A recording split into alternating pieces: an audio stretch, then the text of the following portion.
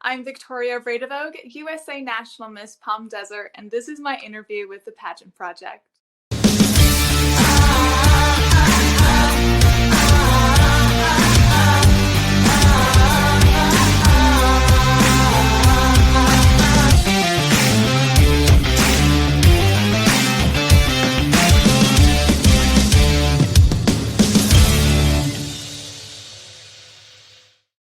Hello, everyone. It's Adrian from the Pageant Project, and my special guest for today is Victoria Vredevoogd, who is USA National Miss Palm Desert 2023. Victoria, welcome to the show. How are you? Oh, Adrian, thank you so much for having me on. I'm so happy to be here. This is great. I'm doing great. And yourself? I am doing well. I mean, it's 8 in the morning over here in Sydney, Australia. What time is it for you? It is 3 p.m. here. Okay. Hopefully it's For a not too second, early. Are you a morning bird or I an do owl? whatever the world needs me to do. I will wake up. So I'm not early bird or night owl at the moment. I am permanently exhausted pigeon. Okay, I'm not the pigeon. I'm the one that's in the middle. I haven't been getting the greatest sleep. I'm actually looking at getting like a white noise machine to see if that helps That changed soothe my me to life. sleep. Oh, you I got have one, one do of you? those. I do. I fall asleep to white noise every single night. And my audiobook changes your I lives. It's weird, isn't it? Like some people need complete dead silence to fall asleep. I find it much easier to fall asleep when there's some noise in the background. I I don't do too. understand why. I'll have to get some recommendations for white noise machines off of you when we jump off here. But before, I mean, the first question I have to ask, this is a silly question.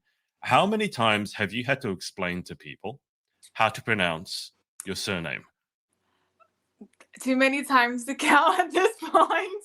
There's only been actually one person and I've ever met who has said my name correctly without me having to pronounce it phonetically, and she's still my best friend right now because Okay, she grew up in South Africa, and Afrikaans is very similar to the Dutch Dutch. language.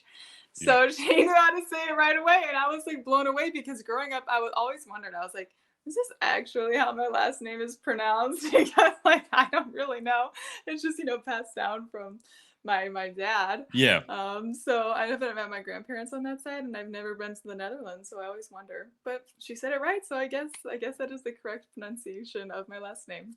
So is yeah. I guess is it on the bucket list to go to the Netherlands at all, given that your name is Dutch?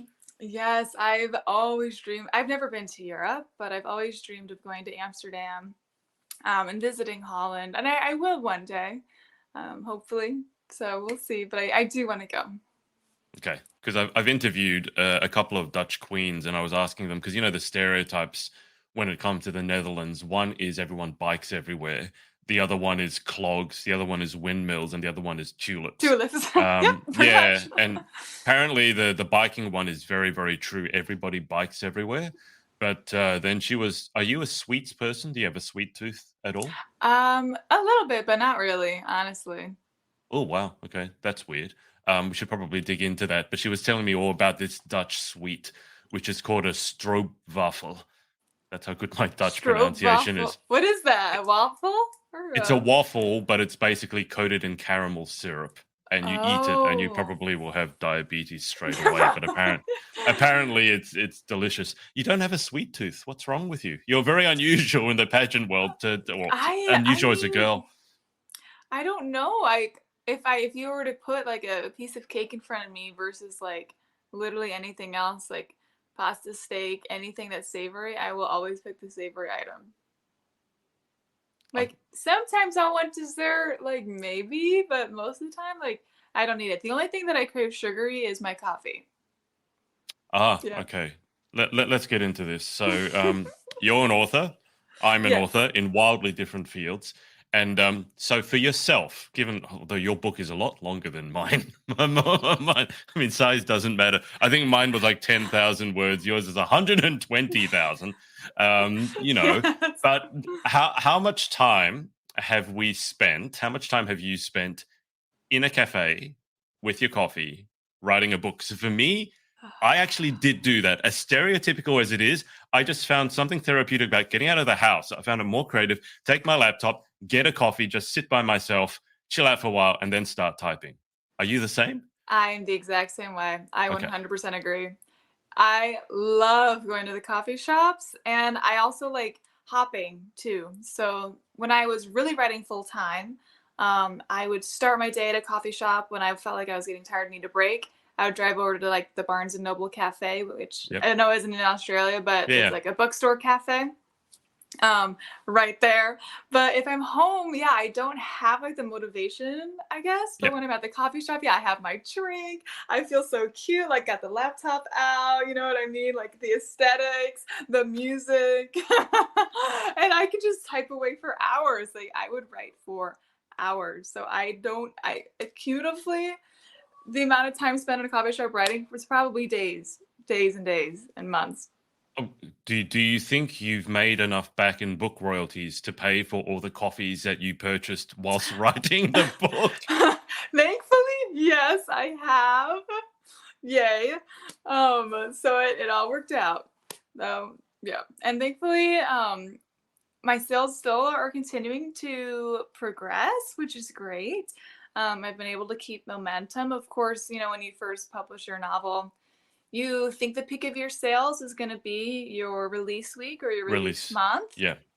And it really was, but I actually hit my highest point in sales just a couple weeks ago, which was Oh really wow. interesting. I was number 11 in fantasy on Amazon, which is like my highest ranking on Damn. the bestseller list. So really Okay. crazy, which is like, what? Because you think it would go down, but the power of word of mouth, the power of social media, seriously, marketing, all of that, But it's I also, I mean, we attribute. have to say the power of actually writing a good book because people wouldn't be reading it if it wasn't a good book. I mean, the book that I wrote's nonfiction. It hit number one on Amazon, but it was there for That's like amazing. it was there for like I think not even a week. It was spike, and then afterwards it was crickets completely.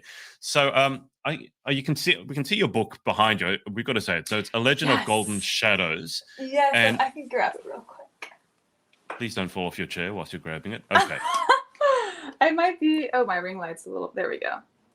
This is it. All right, so you have to tell me more about this book. I haven't read. I don't think I can't remember the last time I read a fantasy book. Oh wow, So yeah, it can. It's the inside cover is different from the that's cool. dust sheet or the dust jacket, Jacket. whatever you Yeah. want to call it. Yeah. So that's fun. I love it. Hard copy wasn't out until just a couple months ago. So this was like a special release that I did with Barnes and Noble. But sorry, the summary. That's what you're asking for. Yeah. Man, I always have such a difficult time with this question because how do you really Summarize 400 pages? 120,000 words in 1 minute and go. Okay, well, it is a fantasy romance novel, and the biggest trope in this book that people love, and one of the main reasons that they read it is because it's an enemies to lovers trope. Biggest comparison would be Pride and Prejudice, enemies to Mhm. lovers. But it follows a female assassin who lives in a world with two different kinds of magic. So there's people with golden blood who are able to use their craft or their power, whatever, to heal your bones, basically healing magic, but that same kind of magic Okay. can also harm you, right, with the touch of your hand. Only Sure. problem is you can't heal yourself, right, and you can't restart the heart.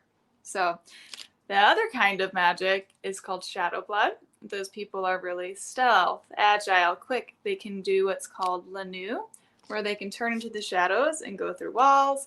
It's very, very rare. Okay. This type of artist blood, there's only like 12, 20 people in the kingdom who have this type of craft. And they're seen as blessed by the stars. However, this rebellion clan does not believe that crafters should be the ones who are ruling over all of the mortals, considering everybody is mortal besides Mhm. them. So Yeah. there ends up being a huge rebellion. There's a banished prince who comes back. There's a secret kingdom, hidden identities, betrayals.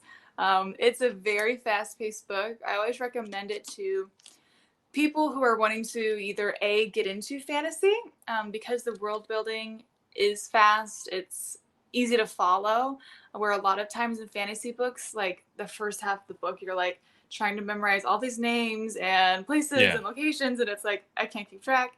So this is good for that. And it's also good to get you out of a reading slump. Like if you're like, I love reading, but I just like can't get into a book.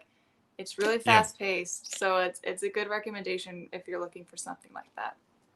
Well, next time I'm on a long flight, I will have to get your book and read it. Also, there's something different about reading an actual book, like physically holding it.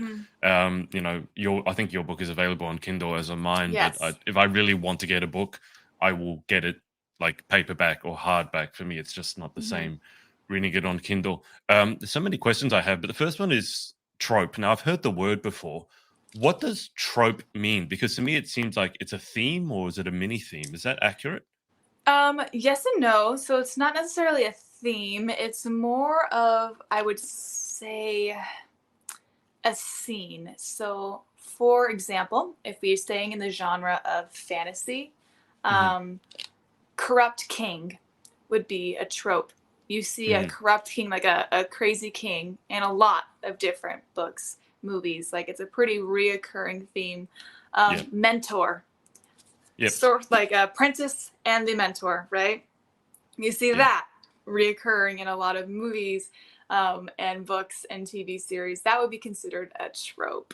Something that, Okay. is, yeah, you can find a lot, but they're not like the same, if that makes sense. But it's like, I don't know. Does that make sense? Like, It trope, does. okay. I'll have to read to find out more. It sounds interesting that when you were describing your book, I'm getting a lot of like there've been a lot of fantasy movies come out. I mean, you've had superhero movies come out. Not that they're really fantasy, but some of them delve into magic. And then you've had Mhm. wizardry movies, obviously magic movies. And then what you were describing, because I do some gaming. It sounds a lot like some gaming worlds, the way Yes. they build it up. And when you was describing like the first clan, the Golden Bloods, I think you said that sounds like Hmm. a healing kind of class, and the other Yes. one is kind of like the stealth and phasing through walls.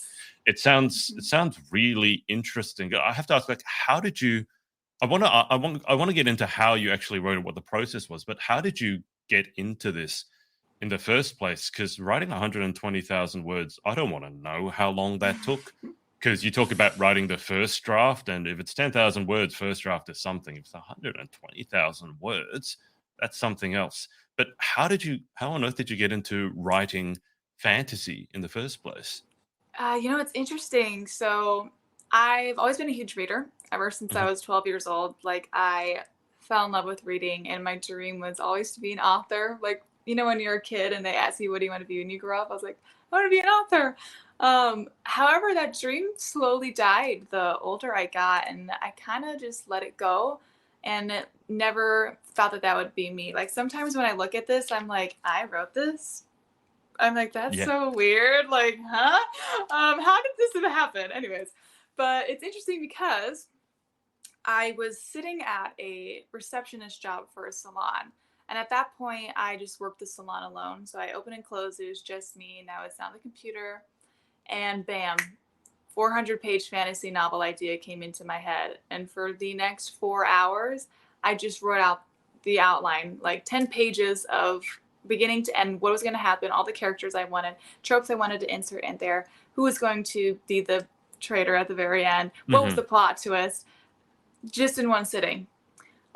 Which still is really crazy because for this novel, I planned everything out. Even after I had that 10 pages, I went chapter by chapter. I knew it was going to happen. Where in the sequel that I'm writing right now, I'm doing more of a freestyle writing, which means Okay. I write as it comes, Yeah. right? Which is like scary, but fun because it's ever Yeah. changing. And I get feedback from my readers now. Not necessarily feedback, but their guesses of what's going to happen in the second Yeah. book. And I'm like, oh, interesting. I like put it That's a in good there. idea. Right. So if I had the answer, I would give it to you. I always say it's God gave me the idea for this book because it truly just came out of nowhere. I've always been a fan of fantasy, but the idea to write just came on a dime. Don't know. Wow. Okay, I've heard of similar stories to that. I think Sylvester Stallone, who wrote Rocky, the idea for that just hit him one day, and he wrote it in 24 hours in the script for an entire movie. And then obviously it did really, really well. I think it's had 6 or 7 Rocky movies, and everyone knows who Sylvester Stallone is. Mm-hmm. Um, Fantasy though, because I know a lot of people who have wanted to become authors, and then there's a few who have become published authors. but I think you're the first one who's actually written fiction. The first author I've talked to who's written a fiction book that's not just children's fiction. I don't mean that, to dismiss it, but a children's book is a completely different beast to writing a 120,000 fantasy book. So, how did you get into the fantasy world? Um, Fantasy has just always been my thing. Like I've always been a huge lover of Harry Potter and what's Shadowhunters, or Sarah J. Maas is a really popular fantasy author. I've always been compelled towards magic and this new world because I always felt like I was, it sounds like cliche, but like meant for more. Like I always Mm, had this desire to go on quests and to go on adventures and to live out of the norm and the mortal space. So that is really why, that there is no other reason besides that. I knew that if I was to write a fiction novel, it would be fantasy because that's what I love to hmm. read. So my book is really, I wrote everything I've ever wanted to read in a book. Like if I was to Wow. think of Okay. a book Yep. that I was like, I need a book with this would be my dream book. That's the book that I wrote. Right. Okay. So you wrote a book that basically you would enjoy. From the sounds of it, you would enjoy yourself. Right. Mm-hmm. Did you say there's an audiobook version of it? Oh, I am working on that. I want an audio. I do listen to audiobooks because I have a long commute to work, Yeah. but I don't have an audiobook version for this quite yet. I kind of want to finish the series and then start the audiobook process because I want to keep Okay. the same narrator for all three novels. Yeah. So we'll see. I've also thought of, okay, spoiler alert to anybody who reads my book, but in the next book, it's going to be multi POV. So I wanted to explore having a male like audio narrator and a female audio narrator to like dual narrate the Wow. book, which would be really cool. Okay. So I'm That, holding that, off that- for now until it's complete. yeah, because I've had some experience recording audiobooks, and at least with nonfiction, you try to get the author to read their own book. In the fantasy genre, is it the same thing, or do you get like different narrators to narrate different parts? Is it more like a movie in that sense? It is a little bit more like a movie in the sense where with fiction, it's with audio narrators, it's like Mm, acting. So yeah. for every character that is speaking, the narrator has to differentiate their voice just enough to where the listener can know which character is Yeah. speaking, right? Yeah. Which is hard. I thought about narrating my own book and I attempted it and it was terrible. I'm not gifted in that way. I don't have the voice for that. So I will be hiring a professional to do the audiobook version for this because it truly is so well done in fiction if the author, or sorry, not the author, if the narrator is talented in that way because you can close your eyes and it really is like a movie with the way that Yeah. they're able to change their voice and their animation, and their acting skills and their emotions. It's incredible. And I really want that. And I want it to be done great the first time. So I want to pick someone. I have somebody in mind and we've Okay. connected a little bit, but we'll see in the future. So it's not going to be you reading it. You're giving that a go, Heck and it's no! not. Absolutely not. I mean, I'm curious as to what happened, because a lot of people think, oh yeah, reading a book is not that difficult. You already pointed out some of the difficulties, but the other thing is, it's actually very tiring to read a book. Like even if you read for an hour, you're constantly speaking, and that's not natural because normally in conversation you don't just keep speaking the whole time. So you can get a bit of a sore throat very quickly. Like vocal fatigue is a real thing. What happened when you? I mean, did you just like iPhone 5 minutes and then go, oh my god, I can't stand the sound of my Yeah. voice? Or did you give it more of the college try, so to speak? It was more of the not necessarily the length, but the changing of my character voice because I was Okay. trying to like, sound like a man in one Right. part, and I was like, this is giving me the ick right now. I do not sound I do not sound like a prince. Like this isn't good. So that is what I knew when I listened back, and I was like, wow, if I was listening to this book, I would immediately stop listening if I was the narrator. So yeah. Okay, then I have to ask, because if you have female and male characters in the book, then neither a male narrator nor female narrator could really effectively do both. Is that why you said you were looking at multiple POVs? Correct. But I have heard there are talented narrators out there that just can do both, and it sounds Really? completely normal. Yes, like Wow. I forget the term for these narrators in like animated films. I know there's a certain term for it, but I can't remember. Yeah, But I'm they are seriously gifted. Like they know how to change their voice completely where it sounds almost like legitimately two different people. wow, okay. It's amazing. But for the next novel, depending on which character's POV that chapter is from, if it is a male character's POV, I would want it to be from the male narrator and vice versa. Okay. How much time did you spend trying to do a prince voice, like a male voice? I'm interested in to know what the preparation for Victoria trying to sound like a dude was, basically. 10 seconds. That was all the time it took for me to know that I am not talented in this category. I didn't need to attempt anymore because I just knew. Okay, I was like, no more of this.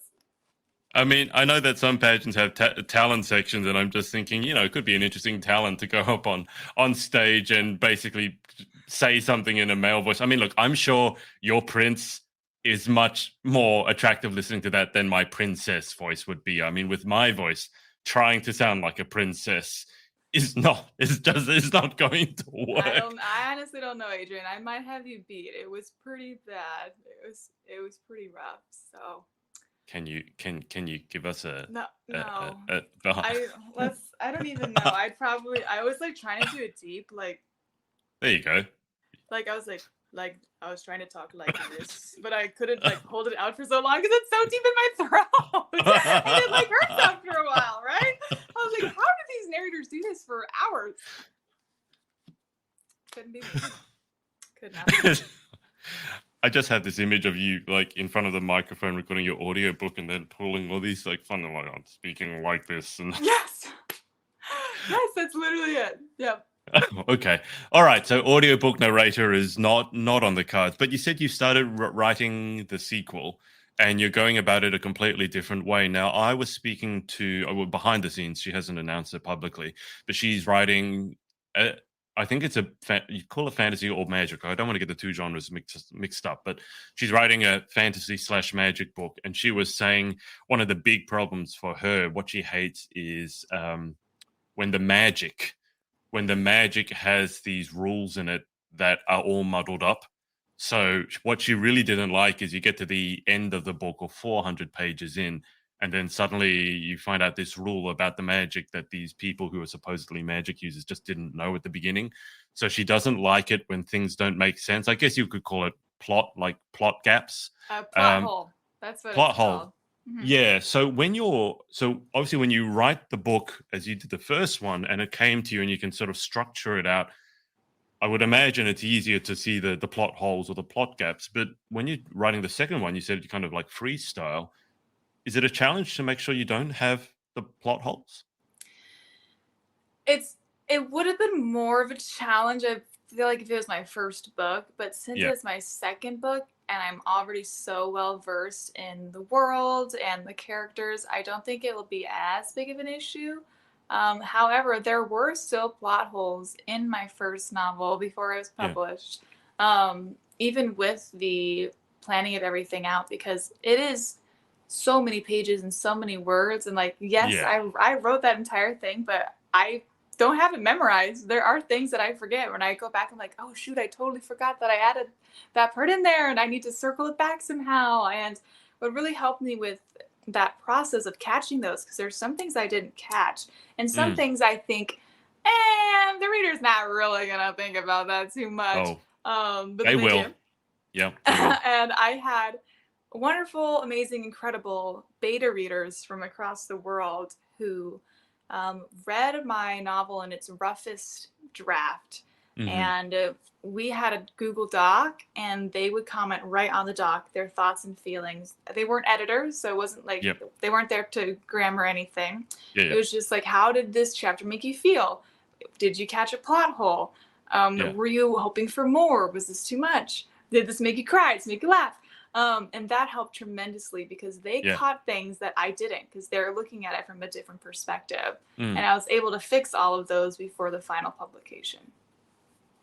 I want to ask about the process of writing the book because you just identified you had beta readers, which for a lot of people who don't know, it's like so you get early access to the book, and the idea is that you give feedback to the author, and the author in turn can write an even better book. I mean, writing a book is one thing. Writing a book that sells is a completely different beast. It's like you can create the best book in the world, no one hears about it, no one's ever going to buy it. But the other thing is, writing a book to me seems, especially the book you wrote, or any book, I think, is extremely personal. It's kind of like your baby, right? You put so much time into it. And then, unlike a baby, I hope for most people, you put it out into the world, like you put it in front of the beta readers. And if they're giving you honest feedback, sometimes it can be pretty tough because you feel like you wrote something, you really enjoyed it, and the readers just say, I didn't like this. And then Amazon reviews obviously is a thing. You put your book on Amazon and you get mostly great reviews, and then there's always one person who's just like, this is the worst thing possible, this was stereotyped, this was stolen from somewhere else. They don't get their facts from anywhere, and they just give you a terrible, terrible review. So how has it been putting a work that I imagine is so deeply personal to you and you hold close to your heart? How has it been putting that out in public for people to read, but also to critique? Mm. You know, honestly, I feel like pageants sort of prepared me for that Got because it. in Yeah. pageantry, I put myself out there to be judged. Same thing with this novel. It's a little different because you're right, it's my work and I want it to be so great. And Mm. Goodreads is like my personal hell. I don't know if you know what Goodreads is. Goodreads. Yes. I don't log It, in very often, but yes, I know. it is, and that is not a place for the author to be. So I think I don't know how many reviews I have on there. Like I don't know, like 600 or something, maybe 700, 800. I don't Yeah. know. I try not to check. But people on there are ruthless Oh, and yeah. say 90% of my reviews are great, right? Yeah.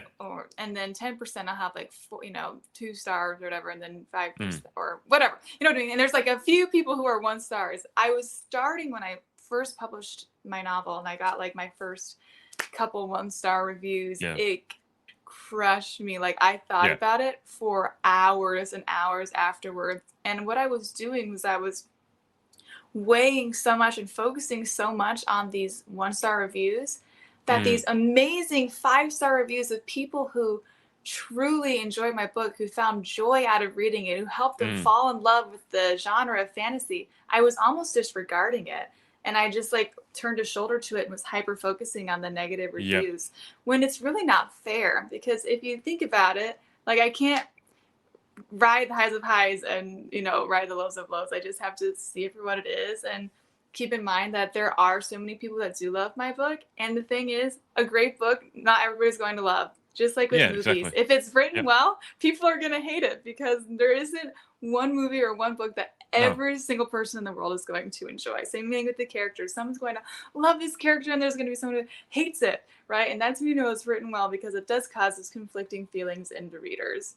So I take it with a grain of salt at this point. If Yeah. there is constructive, I have had some when they're not like, why did this author write this book? This is terrible. She should quit her career, which is Yeah. not helpful. And it doesn't really turn a reader away either. But some are constructive. And some are also helpful because my book is more helpful to the potential readers because like, oh, Yeah. this book isn't really like new adults, a little more young adults, like just beware readers, which I like understand because you know what, if Okay. someone's Yeah. looking for more of an adult book and they see that and they're like, okay, that's not what I look for, I don't want to read that. Like I would rather that be it. But some of them are Sure. constructive to where I look at that, I'm like, you know what, that is true, I'm going to take that and apply it to my second novel and hopefully Okay. improve from that. Okay. But it's got to be pretty rough reading those. I mean, I'm only guessing. I mean, I'll get you to try. answer for it yourself. Yeah, it's. I'm not talking about the constructive ones. Like similarly to yourself. I mean, I put a lot of stuff and content out there, books, courses, and if someone has a constructive criticism, that's one thing. But it's when Right. someone, I don't know if you ever had a review that's like the worst review, like 1 star or no stars, and they don't Yes. write anything. It's kind of just like I wrote a course on publishing a book. and it's got like 95, 96, 98% great reviews, and it's doing Mhm. really well. And then one person, and it's the same as what you said, you get the 1-star review and you're out of nowhere and your eyes go straight to it, even though you've got 999 5-star Yes. reviews. And the person just gave it 1 star out of 5, and the comment was boring. Yeah. I don't understand critiques like that. I mean, when you read something like that, do you actually think it's a critique, or do you think it's someone who's just, I kind of feel sorry for them, because someone who would take the Yes. time to actually get a book or buy a course and then leave a nasty review that's got no feedback in it other than like boring or waste of time. I kind of feel Right. sorry for them now. I do too. And I always think the same thing when I see reviews like that where I'm like, okay, this and sometimes I'll check their profile and I'll look and literally their entire page Yeah, is just negative reviews. And I'm exactly. like, Yeah, yeah, okay, so if they were never going to give me a positive review in the first place, so I'm just gonna kind of disregard this because their yeah, intent is to like be mean. And some people in the yeah. world are just like that. And there's some reviews in my book where people write novels of a bad review, just slamming me personally as an author, not even Yeah. like the book itself, but like it's critiquing me as like an individual, where I'm just Great. like who even are you? Like you bought my book. They probably didn't even buy it. They Exactly. probably pirated it off of the internet. Probably. So I'm like, you Yeah. didn't even buy this, but you read it. You sat down and read 400 pages of this book. So clearly it was good enough for you to finish and read 400 pages worth. Just for you to write this thing in, because people are also attracted to negativity. If you think like videos that go viral and Yeah. stuff, it's like things I Negative, the hate about this, controversial right? ones. Right? Yeah. They will, and Yeah. people are going to click it and they're going to clickbait it, and that's just the way it is. So it is what it It is. It's part of being an author, right? Sometimes it's good. Like, hey, look, my first naked review. I have the experience of, of the I full experience of being yeah, an author. I just think like I don't know how much you speak to budding authors or people who want to follow in your success, but I imagine you speak to a lot of them, and I think there's a lot of misconceptions as to what it's really like to be an author. I mean, in the first place, to get published, even if you self-publish whatever it is, and that's what I've done, I've self-published. That is no simple feat, and I know because I do courses on how to get published, and even though people will pay me for the course, maybe like 5%, 10% actually even finish the course and then get published. And we're talking children's books here, like 24 pages, maybe 100 words.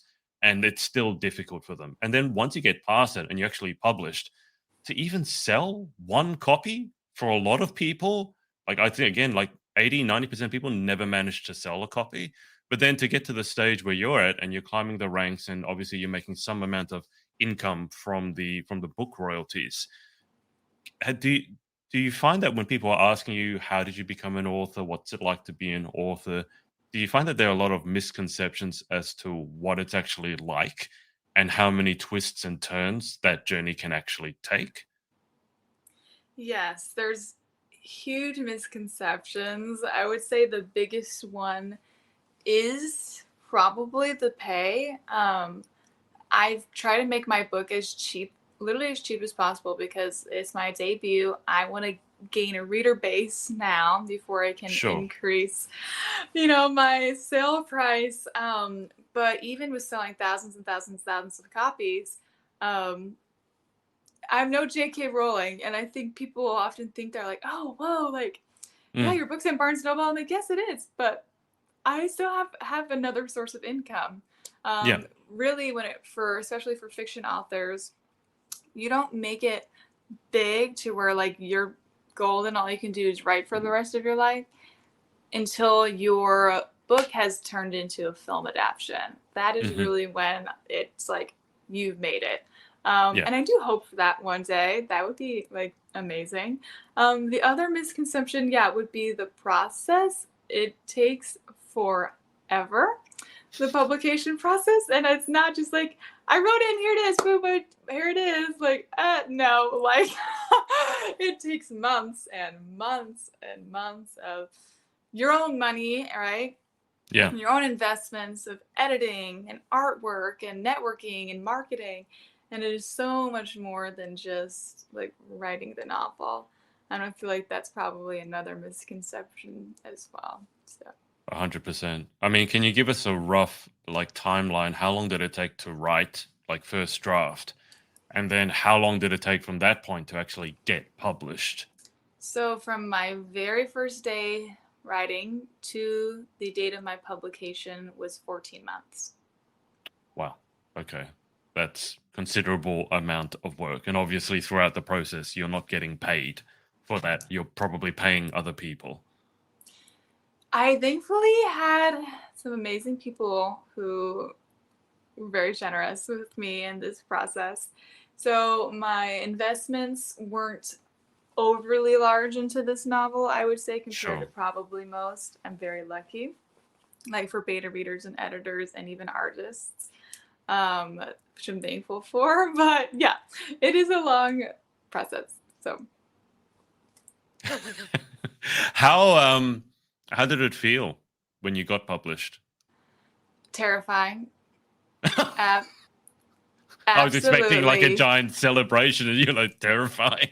Absolutely mortifying. I mean, Mortifying, great. No like, one's going to want to become an author after this. It's I terrifying and didn't, mortifying. I didn't sleep for like a week because my TikTok following is where I gained my reader base. My book, Okay. novel, and idea went viral on TikTok, and that is where I gained all of my readers.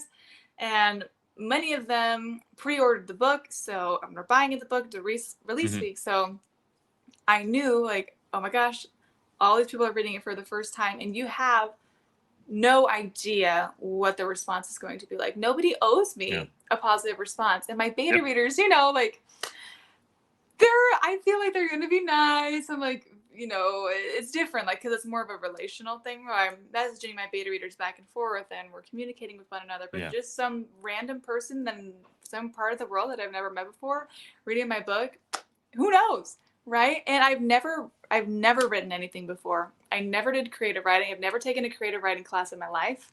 I've never taken. I majored in marketing. I didn't major in English or writing. Yeah. Literally, I just wrote this book because I just wanted to, and so I had no clue. I was so nervous because I had so many people's eyes watching me, waiting to see, will this be her downfall or will this be one of her biggest successes? And I didn't know at the time, and it was terrifying. But how does it feel? I got that. It sounds like that was a rough period of time, just anxiety ridden. But you're holding it in your hand. I mean, did you ever take the time to just look at it and go, "Wow, I'm a published author," and people around the world are actually people who I never knew, right? This is the thing. It's not friends and family buying your book Mhm. to kind of do you a favor. Some random people, like in a Yes. Barnes and Noble, maybe across the world, looks at the cover and goes, "Ooh, that's interesting. I haven't heard of this author before." Turns it over, probably reads the précis on the back and goes, "I'm going to give this a go," and then puts money down and then goes and spends the time to read at least part of the book. Has it ever Mhm. just struck you across your mind like that's pretty crazy? Because it is. It's it's absolutely crazy. And like I said, I don't know if this was before our interview started, but sometimes I look at this and like I just like weird. I like have like an identity crisis where I'm like, did I actually write this? Like this is mine? And it's wild, especially with the readers worldwide. I mean, I have readers everywhere: Germany, Mm, Egypt, Australia, Canada, South America, Mexico, everywhere. And I'll get DMs a lot. I read your book, like it changed my life. I totally connected with Ria, my main character. Like she inspired me to like move on from my trauma, and like she was just such a strong, courageous woman. Like I loved this, and it got me back into reading, and like that makes the 14 months, that makes the bad reviews, that makes all the days where I wanted to give up and just throw this away worth it. When I get messages like that from readers who I obviously don't know and will probably never yeah, see, yeah. but it makes it worth it. And it encourages me to keep continuing in my writing journey.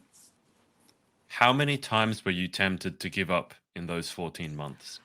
I mean, there were periods where I went weeks without even touching the book. Right. Um, but because I was like, I'm going to write a book, and people were like, Mhm. Yeah, let's see Yeah. how that Yeah. goes, including, like, Mm, some of my family members or friends were like, "Yeah, yeah. well, believe it when you see it." That was almost one of my main motivating factors for the Got it. times where I was like, "Oh my gosh, like, I'm way over my head, like, how am I Yeah. gonna finish this? I'm at this many thousands of words, I have a plot hole, how do I fix it? Like, I'm not qualified for this, like, I'm just me, like, I'm just this regular person writing this complex, high fantasy medieval world." Yeah. But yeah, it was a motivating factor where people didn't think I could do it that made me want to do it even more. To say yes, even if it failed, even if it was terrible, even if not a single soul read it, I could still say, I wrote this, I published it, here it is, I Yeah. did it. Good So, for you. Then you can show all the naysayers. I did it. It got yes, published. exactly, Um, exactly. yeah, it's a good way to light the fire under your butt, so to speak. I wouldn't say it's the best, like long term, like motivation is to prove the haters wrong, but it can give a little boost It from does give time a to little time. fire. Yeah, yeah. Now you mentioned TikTok. Now I know one of your TikTok handles is readers are hot. Now Yes. I know that that must be slightly tongue in cheek, but for me there is this. I think there's a preconception that people who read, at least back, because I read a lot when I was in school, primary school, like when I was like 9 or 10, I was reading like Isaac Asimov, and you're talking about like pages, books probably as thick as yours, and I was just devouring them. I'd go to the Mhm. library at lunchtime, and I still had friends, but I would love escaping into a fantasy world and just Yes. if there's something about that was much more interesting than doing math class, for the 5,000th time that year. But there was this misconception readers are nerds, right? And you can say that Yes. nerd is now cool, nerd chic, exactly, gaming, etc. But do you still think there's out there like a misconception as to people who read a lot uh, are nerds wearing thick glasses, or they're pale and they spend all their time Mhm. indoors and they're not sporty? Yes, and I that is part of the reason why I made that my handle because I had readers are hot before I even had the idea to write a book. That was just my Oh wow, handle. okay. Yep. And before I was an author, like what is it called? Like I can't remember the term, but I was a book talker. So Hmm. I created book content all about my favorite books and reviews and Oh wow, okay, yeah. like bookish humor.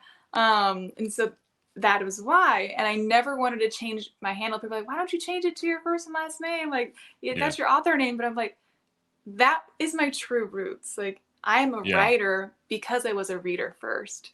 Yeah. And I pour so much of my love reading into my writing. And I didn't want to change it. And it's also empowering in that way because, yeah, growing up when I was in middle school, these were my friends. Mm, These were the people that I hung out with. I was not like in these cliques. I was like on online school and I like transferred all the time. And it was seen as weird, like when I would go to it, like it's lunch at school and everyone's eating and I'm reading my I've book. got a book. Um, Yeah. right. And it is looked at as more of like a nerdy hobby. Even today, like going Yeah. on dates, like, oh, you're a reader, so you're kind of a nerd. I'm like, okay, if that's what you qualify as a nerd, then yeah, I guess I Yeah. am. But you know what? I'm also hot because readers are hot, all Yeah. readers, because we are powerful and intelligent and creative, and there's just so much more depth to a reader. And I don't know, I think it's an attractive quality to say you love to read books, no matter the genre, whether it's fiction, nonfiction, poetry, anything. Because a lot of people actually weirdly enough, pride themselves on hating books. Like, they're like, oh, I haven't read a book since I was in the fifth grade. And I'm like, am I I supposed can't. to clap for you now? Like, what kind of reaction were you expecting from me?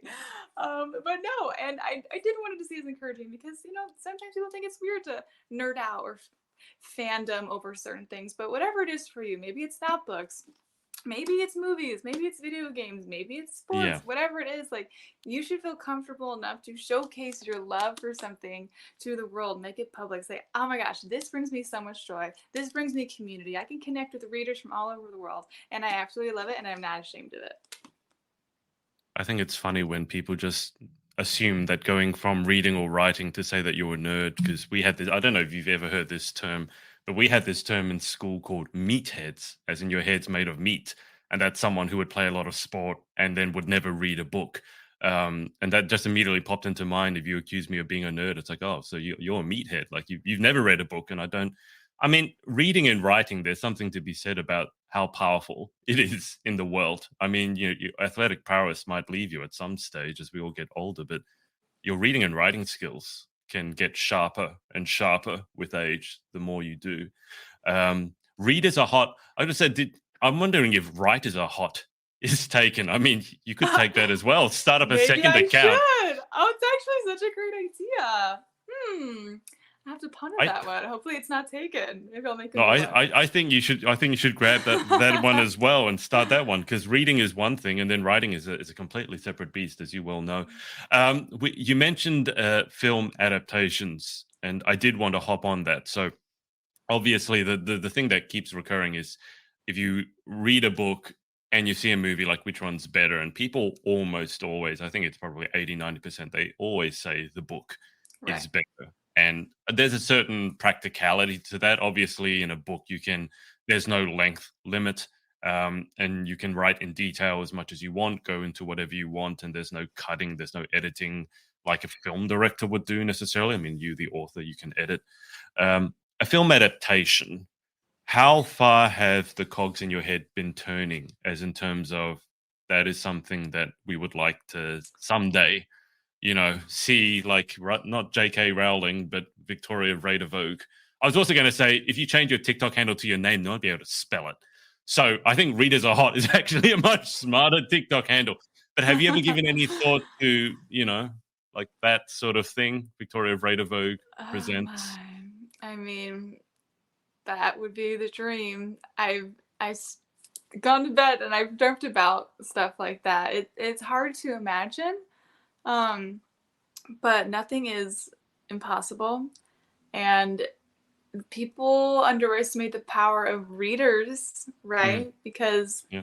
readers are the reasons why Mm, books are turned into films. It's because there are so many people who love the novel and push it, right? And so yeah. then a producer will pick it up because there's such a large reader fan base. So I always say, like, oh man, if I had like one of my books or this series potentially, or maybe one way down the road, have the ability to turn into a film, then I would have known I made it as an author because I had so many readers that had my back.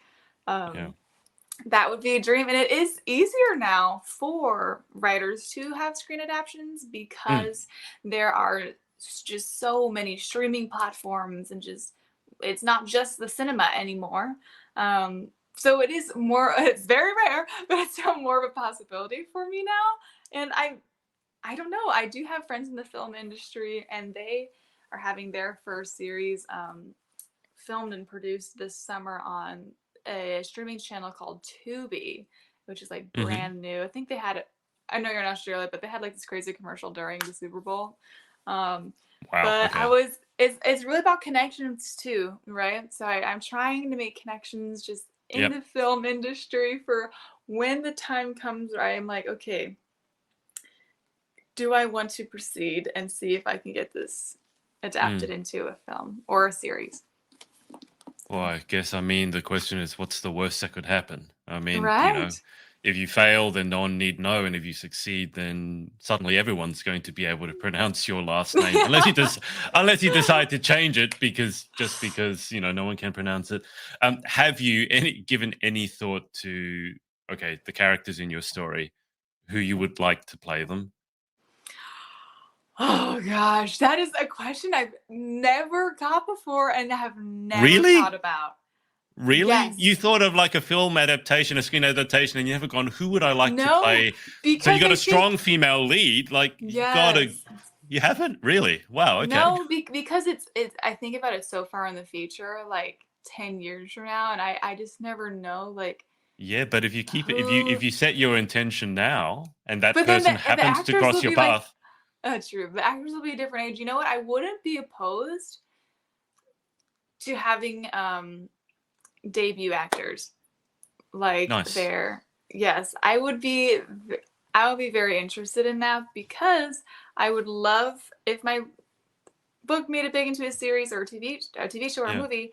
Um, I would love for my actors to be then associated with this, right? Going forward. Oh, that's the actor from A Legend of Golden Shadows, just like when we Yeah. think of like Harry Potter, right? Daniel Exactly, that's Radcliffe. what I'm thinking. Yeah, no one knew who Daniel Radcliffe was, and now he's like Right. one of the And biggest movie stars.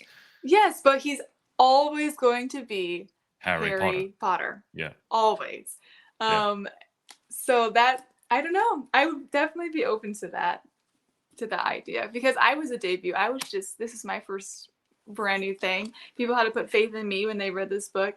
I would like to put faith in an actor who is wanting to fulfill their dream as well. I love that because it's like paying it forward, isn't it? Because breaking into acting is one of the hardest industries to break Yes. into.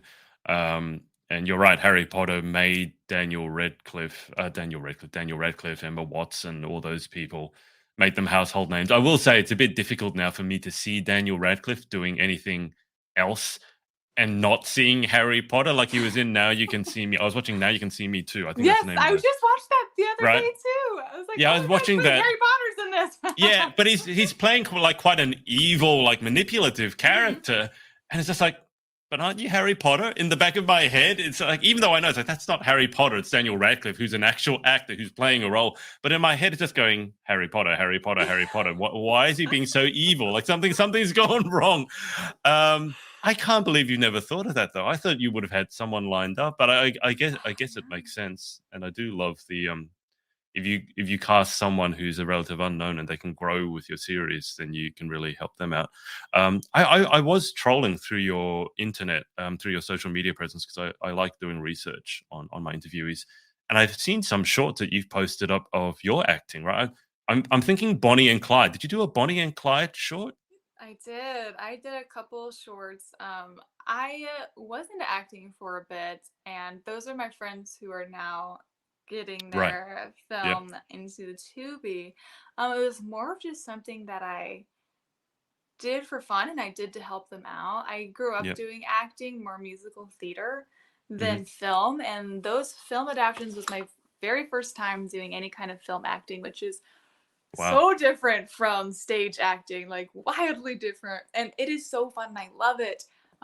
But you're right, it's so hard to get into. Like I would Hmm. love to do more of it, but Arizona is not the best place for actors. You got to Okay. be in like LA or Yeah. Atlanta to really like have those opportunities. But Mm. they're so fun. And I mean, if I lived another life in a different dimension, a different world, maybe I would chase that.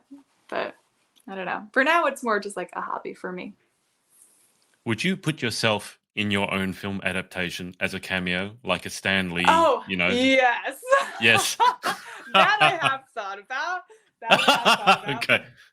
And I will definitely be doing that. Like I'll just be like in the background, like just walking by. Like there's a huge masquerade balls chapter. It's like one of the biggest turning points in this Yeah. novel. Would love to just be like one of the dancers just in the back. People have asked me like and said, "Would you want to play Rhiannon, who is the lead female Mhm. character?" And I usually say no because I always say I don't think I could do her justice, and I want her Mm. to just be perfect. And I want to have just the right character because as much as myself is in Rhiannon, I am not her, and she's Yeah. not me. And people have Yeah. asked her like, "Is she like? Is that you?" Like I'm like, there are like experiences and emotions that I've pulled from my life and put into her, but we're not the same. Like she's Yeah. Rhea, and I think I'd want to see Rhea play Rhea, whoever that may be in the future. Yeah, I get that answer because I mean, also writing. There's something different between being a writer and being an actor, and I think, for example, J.K. Rowling had cast herself in the movie prominently. I don't think it would have been quite the same. I think when you write the character, you write parts of yourself into it, right? But it doesn't Yes. mean that that's necessarily me. I mean, some people do that, but it doesn't sound like you've done that. For yourself, I mean, who are the most formative like writing influences on your life? You read a heck of a lot growing up. Hmm. So, who for yourself are your favorite authors, your biggest influences? I have two. One is my like childhood one, and one is the one that I really like aspire to be now. The first one is it sounds basic and it kind of is, but it's Suzanne Collins, the author of The Hunger Games. I used to hate reading growing up. Like believe it or not, I would spark note my book reports. I would forged my parents' signatures on the reading logs. Like, I was not about it. Okay. Like, I could not pick up a book. Like, I was doing terrible in English class. And like I said earlier, I moved around schools a lot. So I was trying like my hardest to make friends. And a girl in the grade above me, this is like when I was in like the 5th grade at the time or 6th grade, she was reading The Hunger Games. And this is the same copy Mm, that I had when I was 12 years old, 11 years old. And she was like, you have to read this. Like, I really like this book. Like, you would love it. And I was like, ew, in my head. But I was like, I want a you. friend. I want a friend. So I said yes. I was like, okay, I'll Okay. read this book. And this is the book that made me fall in love with reading. And it was then that I realized I don't think I ever hated reading. I just hadn't yet discovered what I love to read. And I think that Yeah. that's true for everyone. Everybody's personalities are different when it comes to genres. And that's why I fell in love with fantasy and dystopian. So if it wasn't for Suzanne Collins, I would never have written this book. I would have never fallen in love with reading. But today, my favorite authors are of this series called Zodiac Academy, and they're actually sisters. And the reason I love them so much is because they are self published authors, Hmm. and their books are huge now, and they've had so many um, publishing agencies try and reach out to them and buy the rights to their stuff. But they're just not having it. They want to have complete control over their Yep. ideas, their characters, their adaptions. And I really like look up to that. And they have this Yeah. incredible Facebook reader group, which I'm a part of, where there's like 70,000 people in that group, just in the Wow. group. That's not counting the people who've read their books. And all they do is write. They have, I don't even know how many books at this point, like 20, 30, 40 books. And it's inspiring because I remember when I saw their novel before mine was published, when I was just thinking about writing, I never thought it was possible to see my book in Barnes and Noble as a Mm, self-published author. But I remember I walked past and I was like, is that Zodiac Academy? Because I had read that before and I was like, Zodiac Academy and Barnes and Noble? How is this possible? It's self-published. And it was because their name got so big, right, that Barnes and yeah. Noble then purchased them. And the Yep. same thing's happening with my book in TikTok. My book is in Barnes and Noble now because of that. And it was just very inspiring to me. And I would love to have a committed, amazing fan base that these two women have created with their style of writing. And I pulled a lot of, it's different. This is very different fantasy. This is low fantasy. So think modern day, or mine Hmm. is medieval, high fantasy, whole new earth world. But I did pull a lot from their novels and in the way where they write from first person POV, just like I do. And they inspired me a lot in just the way that characters think and operate. And they're incredible. I just love them. And they're authentic and real in the things that they post. And they're just regular people who are making entire worlds out of nothing from their brain. And it's inspiring. So I love them. Those are my Well, two authors. I'm Caroline Peckham and making. Suzanne Valenti. Sorry, I should have mentioned Caroline Peckham and Suzanne Valenti. I love the fact that they're making the world a better place. I mean, that's the thing, isn't it? You're a writer or an author, and then you create this world, and people want to escape in it, and they're happier when they escape into the world that you created, and that's saying something. Because bringing joy to anyone, no matter what you're doing, is saying something. I do find it somewhat ironic that you hated reading so much growing up, and now Mm-hmm. you are an author. That's slightly Yep, ironic. it is. My 4th grade teacher never would have thought. Never would have thought. And they say Americans don't get irony. This is just a silly, a quick question maybe, but the title and the cover design. I find it one of the most exciting parts of writing a book is what you're going to title it, and then the cover Mhm. design. I do nonfiction, but for a fantasy book, I have to imagine, and obviously you can answer for yourself, but I have to imagine the cover for a fantasy book. I don't know how many edits or how many sort of concepts you have, but obviously you'd want the cover to Right. evoke some sort of feeling. It's not just a sterile like non-fiction business Yes. book. And then you went the extra, which I really love, by the way, the dust jacket Thank being you. different to the actual cover, because I didn't even know that was possible. Doing self-publishing, I don't think I can do that. It's either on the dust jacket or it's on the cover, but they have to be the same. So what was the process for A, the title, and then B, the cover? The title I thought of the very first day I had the idea for the book. Nice. Um, and it's interesting now when I'm writing book 2, not a clue. And I've thought about it, I'm like, I don't know, like, what am I gonna do? Do I keep the same like structure? But the reason I have the title in the book, like written in there, like towards the end of the book. So when Mhm. people read it, they're like, oh, like Ah, Legend of right. Bush, you know what I Yep. mean? But the cover itself, I wanted it to be different and eye-catching to where a lot of young adult fantasy romance novels typically have people on the cover. Mm, Say like someone with like a oh shoot, do I have an example? Sure, let's take this. Right, here's a classic example of a young right. adult fantasy. Like people on Yep. the cover, like very just dramatic, and I wanted something that was like, what does this mean? Why are their Mm, hands here? Right? Why? What are these like? Well, they're golden shadows, but what are these like golden swirlies everywhere? And these stars, like, what is? There's just hidden messages in the cover. I have a very talented friend. Her name is Caroline, and I had this vision. I was like, I really want like these, which is Rhea and Bennett, like their hands reaching towards each other, and I want this. And she actually sketched out the most beautiful cover, and it was. I wow. saw it and I was like, yes, that is exactly it. Yeah. Can I please use this? Yeah.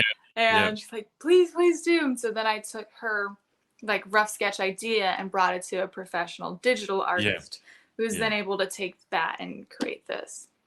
So I'm hugely jealous of people who can do that. Like the artists, like when they can just sketch something and they bring the idea you have in your head and you've been straight, like, I can't draw to save I my can't life. Like, either. like stick figures is a big push Yeah, for me. same. But when you tell someone and they just sketch it and you're like, oh my God, like how did you do that? I can't, like, I'm very jealous of that. I am too. Um, but it's interesting because your cover to me, obviously it's a bit more esoteric or a bit more like you don't have people there. So it's more about like evoking feelings, I think. And for me, two hands reaching for one another, but they haven't touched, they're still separated. I think that evokes a lot of interesting emotions because I think it's all that, reaching for someone that you care about, but they're just out of reach. And that I think that cover is more thought provoking, perhaps, than just putting someone on the cover where it's a bit more obvious. It's like your imagination can do more work. It can fill in the blanks, sort of the vaguer that you leave it or the more clues you leave behind.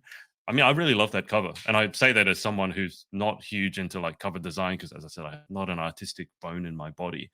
But whoever your friend is, the artistic one, uh, get yeah, get them a beer or Yeah. buy them lots of coffees or something because that's someone that you want to hold on to. Because I mean, the Yes, professional absolutely. artists respect obviously their skill there, but for me, I think art's always in the inspiration, the creativity. Same with the idea for your book, right? A lot of it comes down to how good is the initial idea that you have, and I don't think I'll get your input on this.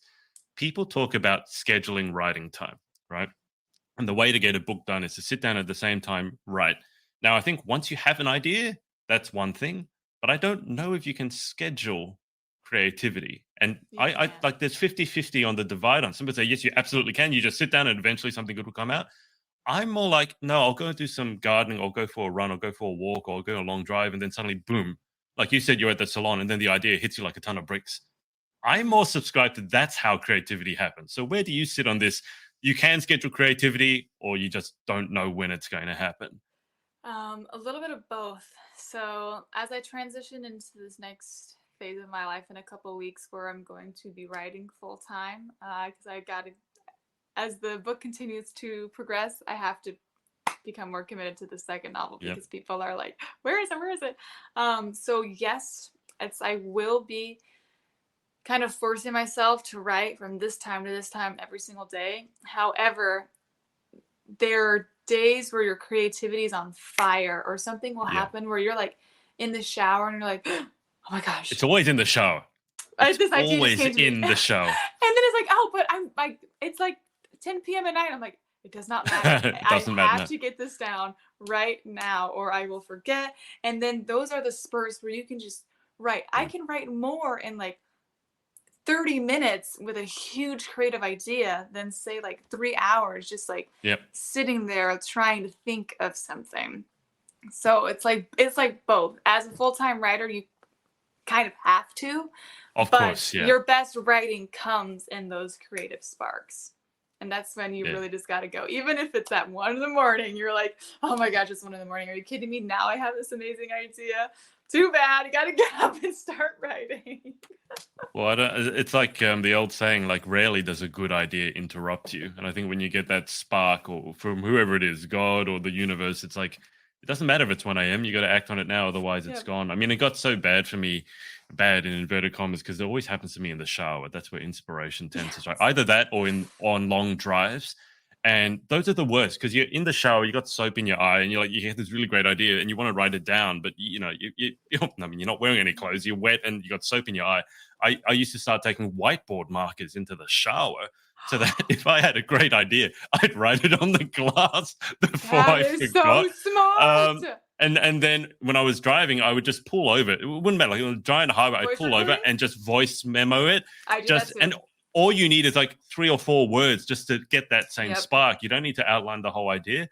But it's weird. Inspiration strikes you at the weirdest time. I get what you're saying. Like you schedule in the writing time. That's kind of you have to do. That's like your day job now. Like you do that. Mhm. But the inspiration, that spark, I don't think there's any way to schedule it. I think you just need to No. let your mind wander and then hope that something Yes. hits It is, as you're drinking yes. your coffee. How many coffees?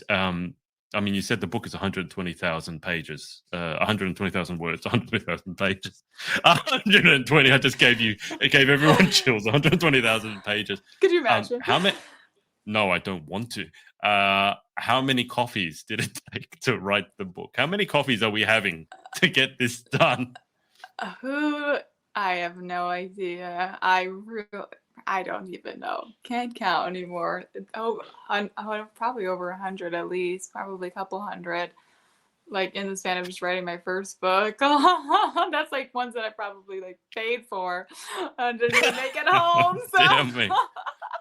How many? What's the coffee choice of a successful author? Wow. During that time, I was really into. Okay, it was kind of a very odd order.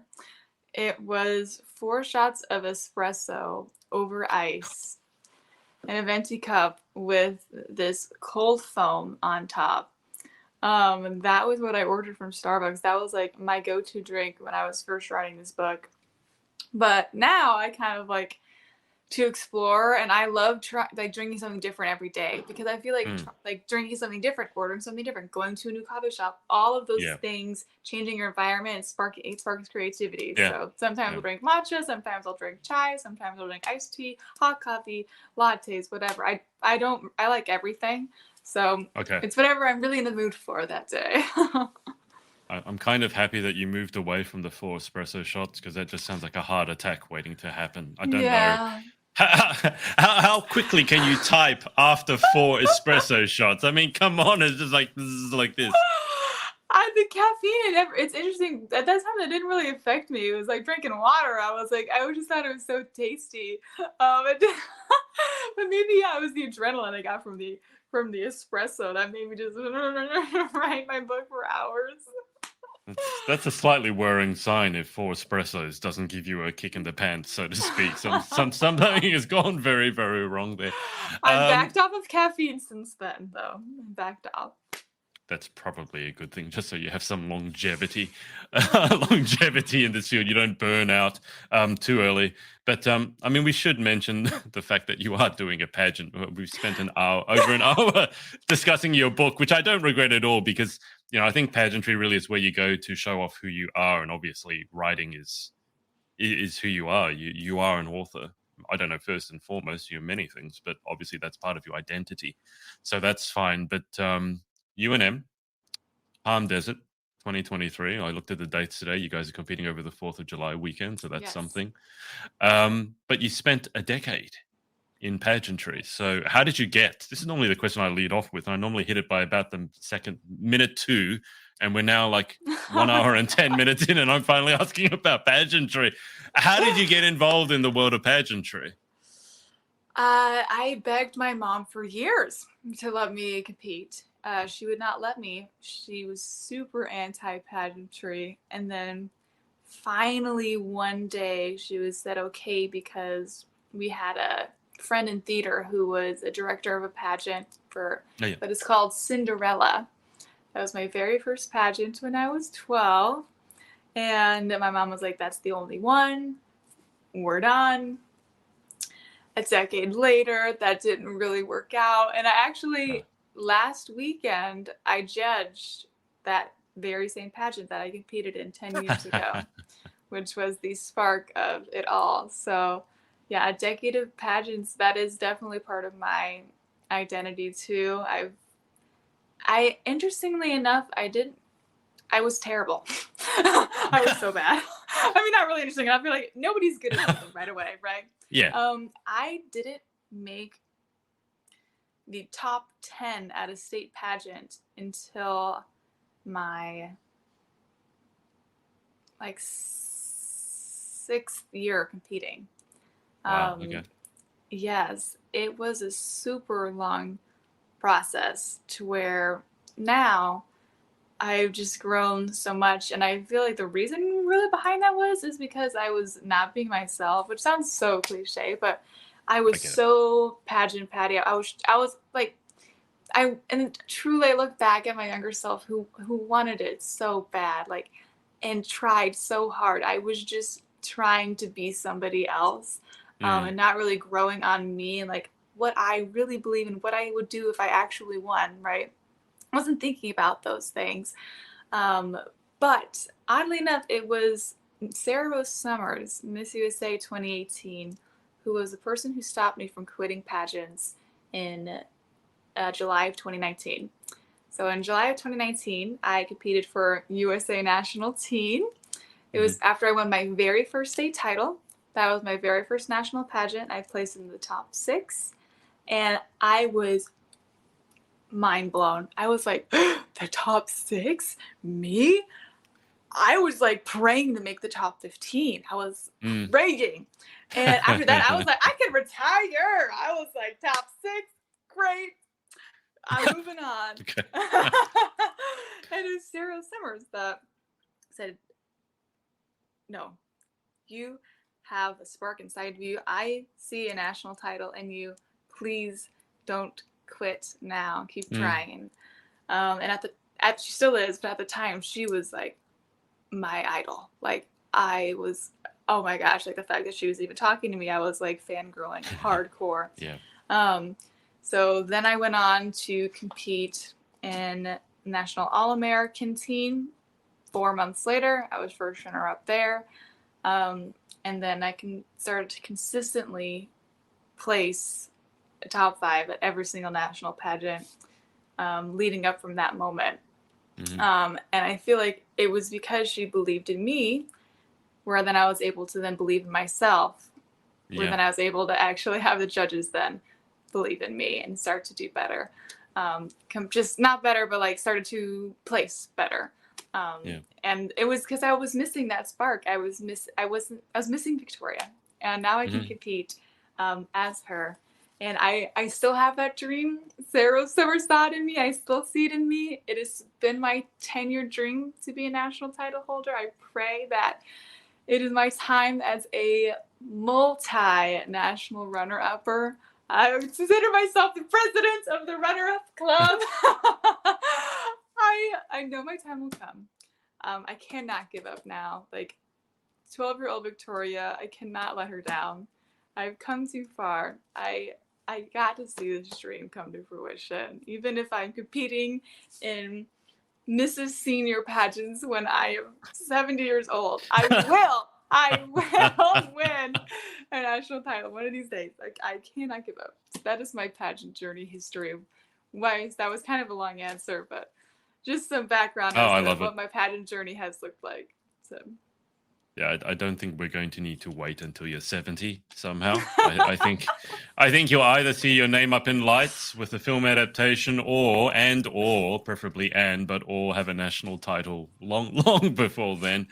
Um, I mean, one of the questions people love to ask, judges love to ask, is, what are your plans with the title?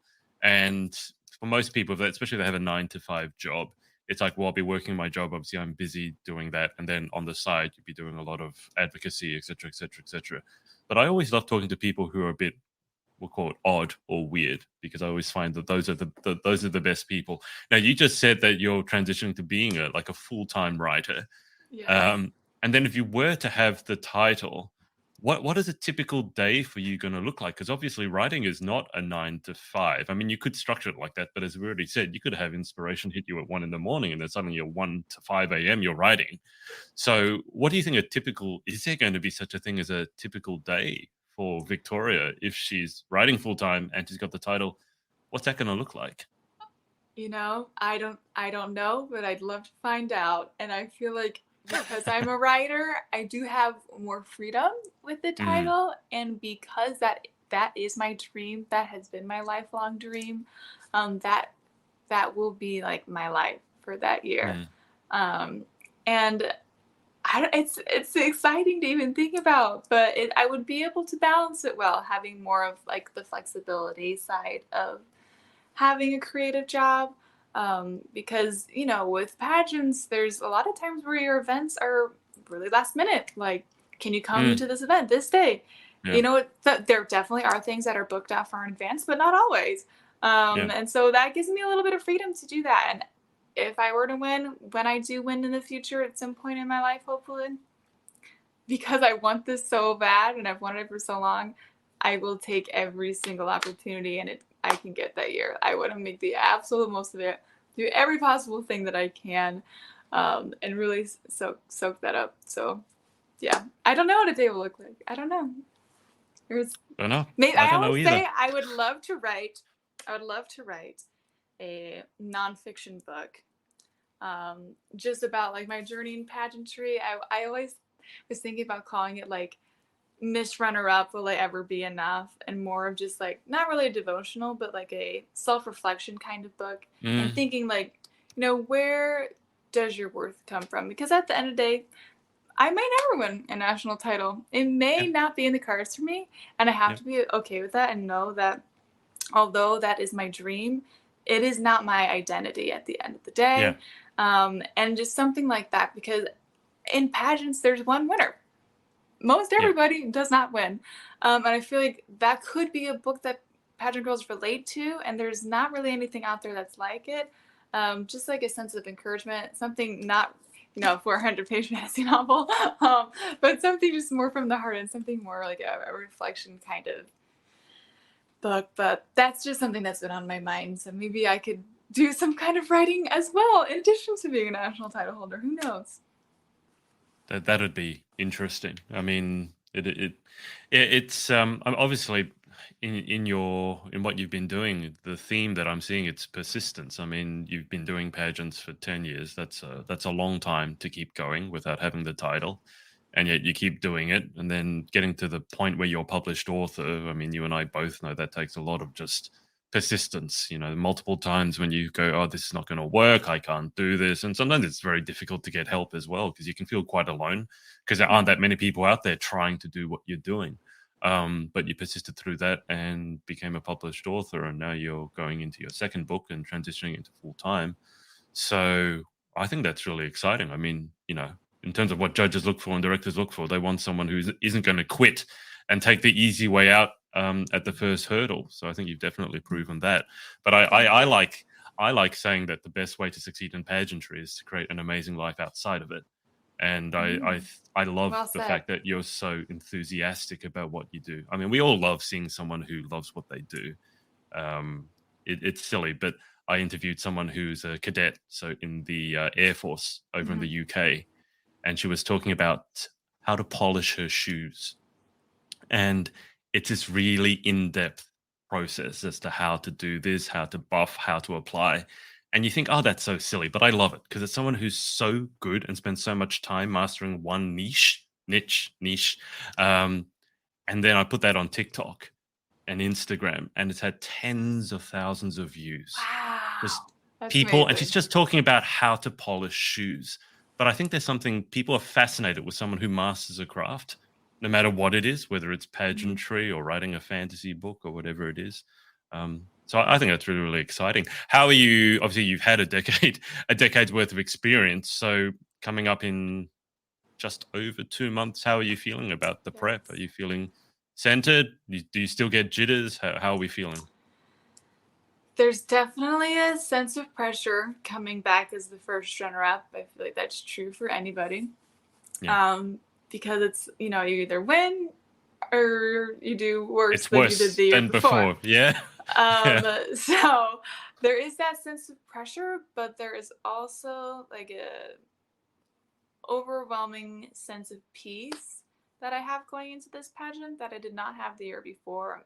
The year interesting. before, I almost didn't compete. Right, My wardrobe was borrowed. My head was not there, not in the game. Um, and I don't know why that is. I don't know what happened. It wasn't really until like maybe like a couple weeks before where I was like, oh my gosh, like I gotta get my game on. Like I just yeah. wasn't there. And it's interesting because that has been my passion at that point for like 9 years. And I was like, Mm, I don't know. I guess there's phases in life, and exactly. that was one of mine. So coming into it this year, um, I know that my heart and soul is really into this, and it's there and it's ready. I've never felt more ready for this. I have my dream wardrobe actually here, not borrowed. I'm at a stage in my life where like I know I can handle it. I have all these plans. So I feel as good as I can go into it. Obviously, you never know. But I feel hopeful. I feel ready, Hmm. and I feel genuine excitement, which is something that I was missing last year, Yeah, and could have been, the reasoning between like everything I say it happens for a reason and is planned out, yeah. right? And that could have been my reason why, and can encourage me now to be an example of trying one more time, right? And going after it again, and being truly there, like in your heart, knowing like this is what you want. So maybe that was why I did not win. And reflecting on it and looking back, I'm happy that I didn't win that year, because during that phase of my life, I just was not, my head was not there, was not ready. Hmm. But now, I can truly fully appreciate it, and I just beaming with excitement at the thought of it, and I'm hopeful and excited. So, yes. Sounds good. Excitement is definitely preferable to nerves or apathies. So Yes. I got that. Um, Sounds good. It's just 2 months away. So yeah, gonna look at it with excitement. We should probably do the final 10 questions. Otherwise, I'm going to be sat here talking to you for forever. I mean, I love the idea of writing a book, and that's why we spoke for over an hour before we actually got to the topic of pageants. But just before we do the final 10, is there anyone that you'd like to give a shout out to for supporting you along your journey? Oh, well, I have to give a shout out to Bailey Guy, who I think actually gave me a shout out in her interview with you. She's who I would say my pageant bestie is. We bonded over ice cream in a hotel room after NAM Nationals one year. Jacqueline Thomas, who was Miss Arizona 2019, my biggest pageant, not even my pageant, I would say just my biggest mentor. And Kristen Dalton Wolf, huge mentor on my pageant journey. Jackie B. Watson, huge mentor, and Kayla Watson, huge mentor in my pageant journey. There's so many, like, just in the pageant realm, those are the four that come to mind. But I've had incredible support throughout these last 10 years. Truly, like, it is mind blowing, and I feel overwhelmed with love. Like, no matter what happens, like in any pageant, I can go home and feel like, wow, I had a group of people that had my back, that are proud of me no matter Mm. what. And that is special, and that's something that I don't want to take for granted. So I'm very thankful for the support that I have. I don't want it to just necessarily be pageant shout outs. So in terms Oh, of people who have read your book, for example, do you have a oh message for gosh. your do you have a message for your readers? Oh, my readers, I love you so much. You guys are all hot. You guys are amazing. You're intelligent. You're beautiful. You guys truly are like, you're like my family. I have a Discord with all of my readers in there, Oh yeah, and cool. they are. I always say my readers are the best readers. I'm a little biased, maybe, but I would not be here transitioning into being a full-time writer if it was not for my readers, and that is truth. It is because of them that I am able to do what I love. So I thank you for that. I need to get your book and I need to join your Discord. It's not very often Yes. I hear the words Discord server in a pageant interview. If I say Discord, people are like, what? This Discord? And it's like, yes, it's a thing. I have Discord on all the time. As I said, I do a bit of gaming, and it's very, convenient to communicate with a Yes. fan group. But okay, yeah. I need to get your book and join your Discord. You need to see if writers are hot. The handle is taken. I think that's your homework from today. But let's zip through these final Let's do it. 10. I'll zip through and I will have not super long answers because I keep rambling a little bit. So I'm sorry. No. It's because I kept you on because I keep asking about different parts about the book because I'm genuinely fascinated by it.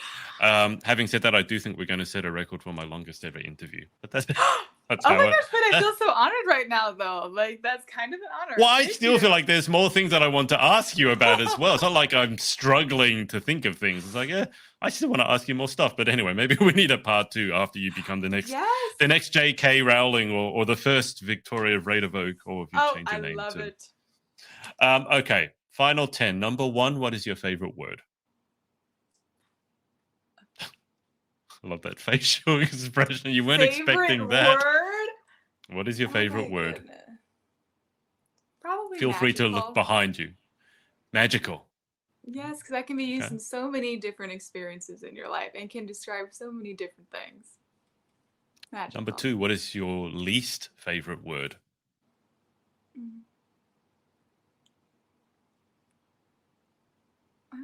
Probably like dirt.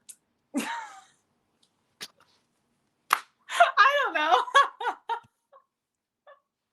That's what comes to mind. I'm just trying to think of what's on the top of my head. I'm just going to roll with it, okay?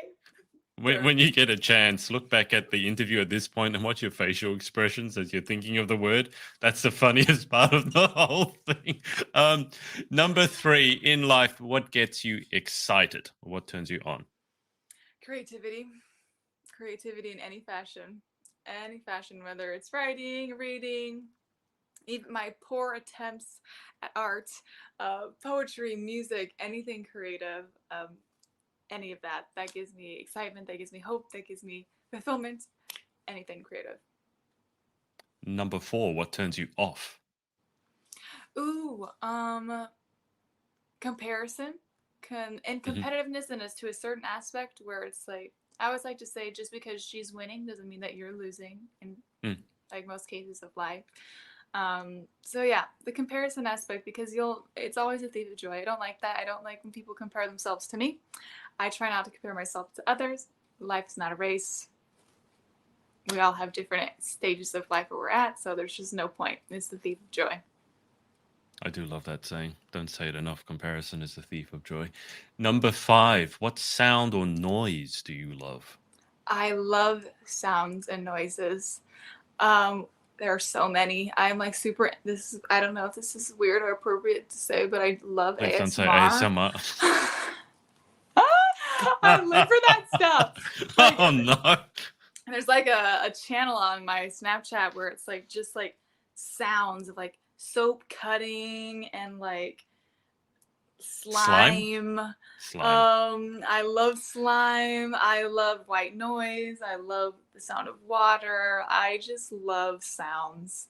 Like, there's really not a sound that I don't enjoy, honestly, unless it's like bloody murder screaming. Probably not that. Well, I'm hoping that you don't hear that very often.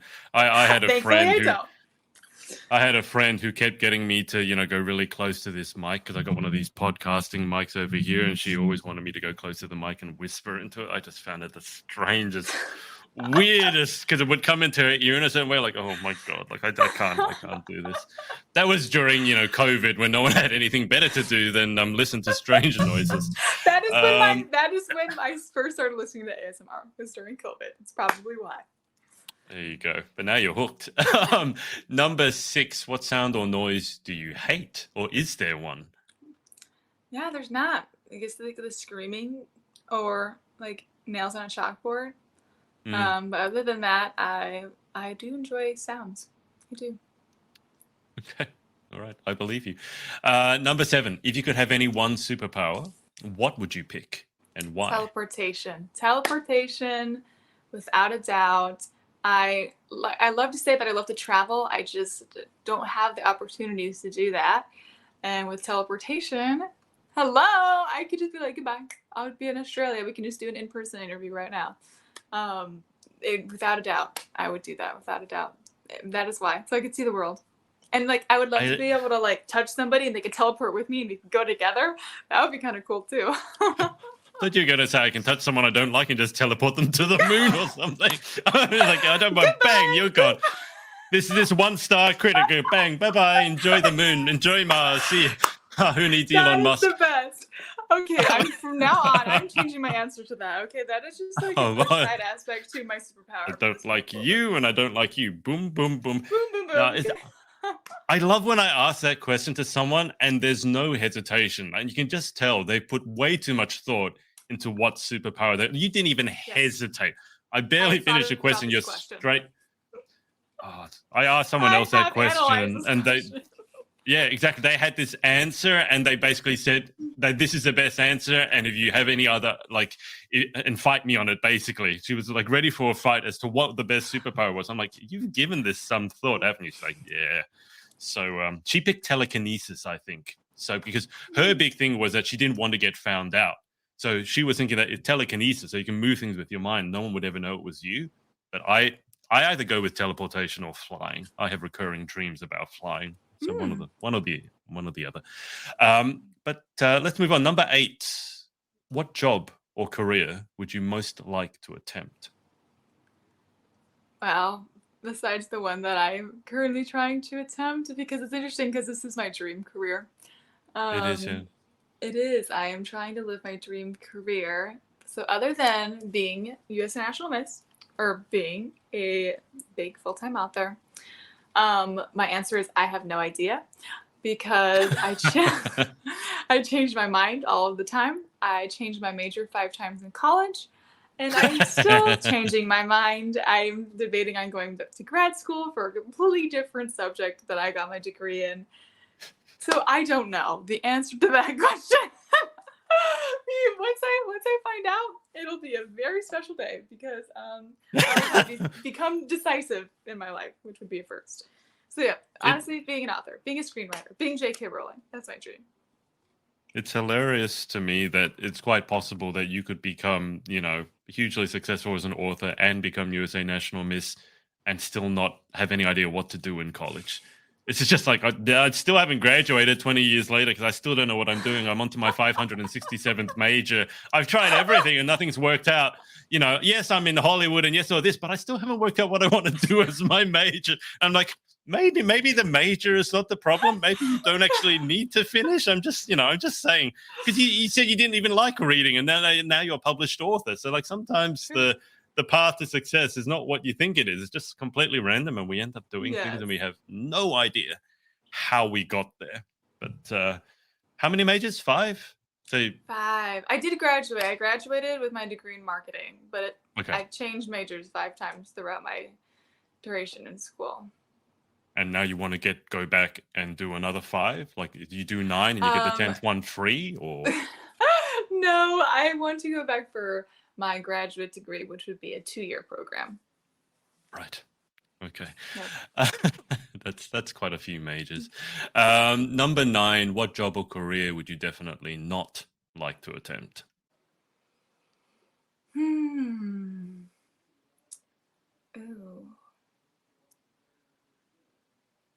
That's a hard one. You know what? When I was a graphic design major, I walked into class.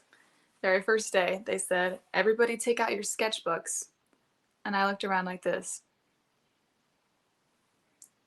I've never owned a sketchbook in my life. I knew I was not in the right place. So because we had to go, I didn't realize graphic design was like actually drawing. I thought it was more like, like websites and stuff. On the I don't computer. know why I was in that major. So probably that, because I have such horrid physical artistic ability, that I would make zero money because nobody would want to hire me, and it would just be embarrassing to be a graphic designer because I'm so poorly skilled. Like I can't even be taught. Like it is impossible. I've tried watching the YouTube videos, they don't work. Okay, so probably that, being an artist or a graphic designer. The YouTube videos don't work, or you don't work. I mean, there's a difference here. What would the book? The YouTube videos. What would the cover of your book have looked like if you had to design it yourself? It would look like a book that was never sold. That would be what it would look like. Because hands, I gotta say, you had the idea. Hands are not the easiest thing to draw. I mean, nothing is easy to draw for me, but they're not the easiest thing to draw. So like a stick figure hand and stick, and then like a sun in the middle or something. I just said it with words. I didn't even attempt. I was like, okay, Caroline, this is what I'm thinking. Can you like design this and try and draw it? And she just did, because she's super talented and amazing. I can shout out her too. She's not pageant girl, but she is a big supporter in my writing. Well, that's all that matters. If she's supporting you and she's a human, give her a shout out. Final question. If heaven exists, what would you like to hear God say when you arrive at the pearly gates? Well done. Very nice. Random bonus question. Which Harry Potter house are you in? I am in Slytherin. I'm a proud that's the same Slytherin. as me. I feel like we are so alike, Adrian. Seriously. I don't understand that, because I was at a pageant, right? This is and they're all going, "Oh, what house are you? What house are you?" I'm like, what are you talking about? Like, it's fiction. Like, and they go, "Oh no, but you can take this quiz online." So I was at a pageant. It was during the, when you're sitting down, not much has happened. The girls have come out and they're doing the judging, so you're waiting for what seemed like 5,000 years. And I did the quiz, and it's like Slytherin. I'm like, I thought I was confused, because I thought, that's bad. Doesn't that mean I'm evil? And apparently, no, it means you're like, well, what does it mean, actually? Why don't you tell me? Because I don't know what it means. I thought it meant you're evil.